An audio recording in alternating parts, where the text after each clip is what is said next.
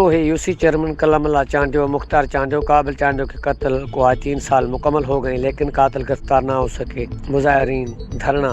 3 साल कबल कातिल गिरफ्तार न करने के खिलाफ उमर बाब चांडियो की रहनुमाई में तमन्दार हाउस से घंटा घर तक रैली निकाली गई। उस मौके पर उमर बाब चांडियो ने खिताब करते हुए कहा कि 3 साल गुजरने के बावजूद पुलिस कातिल गिरफ्तार करने में मुकम्मल तौर नाकाम हो गई है, जबकि सुप्रीम कोर्ट के नोटिस लेने के बावजूद भी कत्ल में नामजद मुलजिम मुर्जा चांडियो गिरफ्तार न हो सका, जिसमें सिंध गवर्नमेंट कत्ल केस में नामजद मुलजमान को पुष्ट पराई कर रही है और हमारे आबाई जमीनों पर कब्जा करने की कोशिश की जा रही है। मुझे यकीन है पाकिस्तान की अदालतें मुझे इंसाफ फराहम जरूर करेंगी और मेरे खानदान को इंसाफ जरूर मिलेगा। मौके पर कश्मीर से आए हुए आलम शाह और सिविल सोसाइटी के दीगर रहनुमाओं ने भी भरपूर खिताब किया। कैमरामैन जख्मी चांडियो के साथ रजब अली, पाक एशिया न्यूज, खैरपनाथन शाह।